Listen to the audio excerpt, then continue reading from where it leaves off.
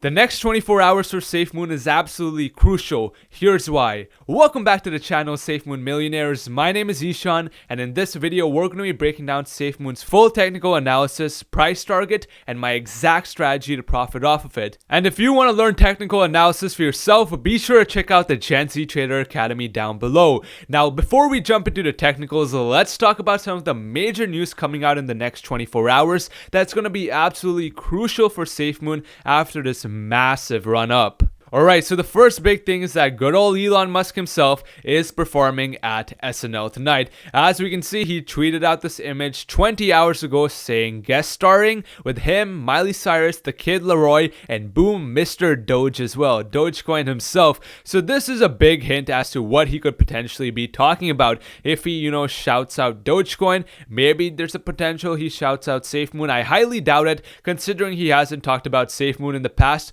but by talking about one of the altcoins such as Dogecoin, there's a lot of potential for Dogecoin to rally, and as a result of that, guess what's going to happen? It's going to bring all around even more attention to this entire altcoin market such as Dogecoin, and then basically one of the biggest trending cryptocurrencies right now is Safemoon, and as a result of that, Safemoon could also get a lot of attention, a lot of hype, and as we know, that's just going to be a bigger catalyst that leads to a much bigger push higher. And if we take a look at the chart, we can see how we've just been consolidating for the last 8 to 10 hours. Essentially, people are taking a breather and they're waiting to see what happens, what news comes out, and based on that, I think that could result in a pretty big move to the upside. Now, apart from that, we also have our next AMA tomorrow on May 9th. They obviously plan to mention their CertiK approval and what that means for them going forward, maybe talk about more developments on their Safemoon wallet and answer a bunch of questions that people have been having about it, and then most importantly, potentially even announce more exchanges. Because one of the biggest things that I'm seeing is that a lot of people are saying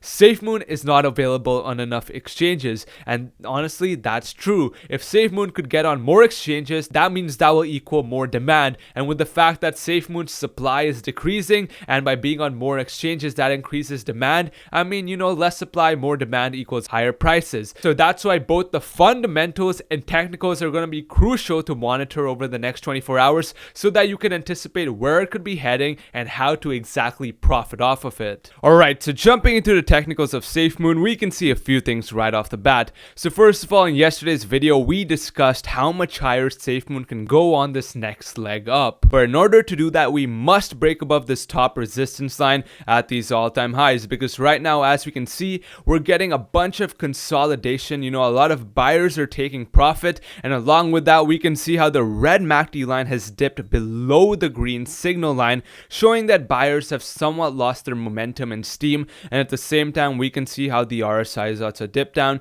to about 40, 50. But I actually think that this is a really good thing. As I mentioned in yesterday's video, I was fully expecting us to face resistance here and consolidate for a little bit. In fact, even get a pullback, which I actually think is healthy for Safemoon. It's healthy. Pullbacks along uptrends are always healthy, because guess what happens? When there are pullbacks, when there's consolidation, it gives time for potentially new buyers to enter, and on a pullback, after this big move higher, on a pullback, you can bet that a lot of people have been waiting to load the boat on Safemoon on the dips. Now, going to the 4-hour chart, we can see a few more bullish things. First of all, we can see how we're holding the 9 EMA, which is the blue line. As I've talked about in all of my videos, essentially when a stock, when Safemoon or any security is above the 9 EMA, it shows that buyers are controlling the trend, and it also shows that buyers are willing to pay a premium compared to Safemoon's shorter term average price. And as we can see, we formed multiple dragonfly dojis, further showing strong buyer demand. Like as we can see, Safemoon essentially came down, but buyers said nope, not today, and bought it back up. Now, apart from that, there are a couple bearish things. First of all, it looks like the red MACD line is beginning to cross below the green signal line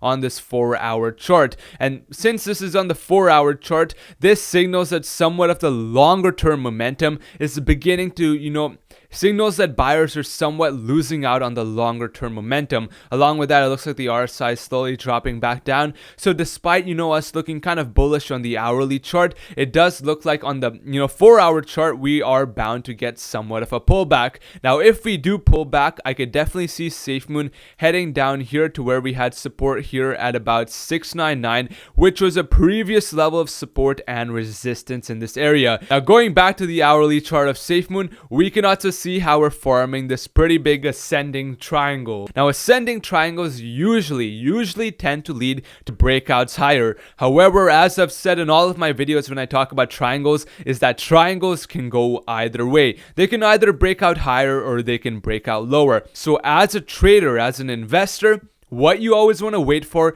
is confirmation and an actual break and be buying into that breakout. So if Safemoon breaks above this top resistance line, my strategy would be buying instantly into that and adding more to my position, because you can expect a much larger move that potentially breaks these all-time highs and heads even higher. So now that you get a rough understanding of the technicals, let me break down my price target and my exact strategy to profit. So now if we break above this top resistance line and get a pull back and validate the 9 EMA, which is the blue line, as support and follow through higher, I would be instantly buying into that. Now the reason being is that many times, many times, we get a breakout that usually is a false breakout. We'll break above only to pull back down even lower. So that's why, to confirm a breakout, what you always want to wait for is a break and a pullback that validates the 9 EMA as support and shows that buyers are committing to the trend. As we can see, during this entire uptrend,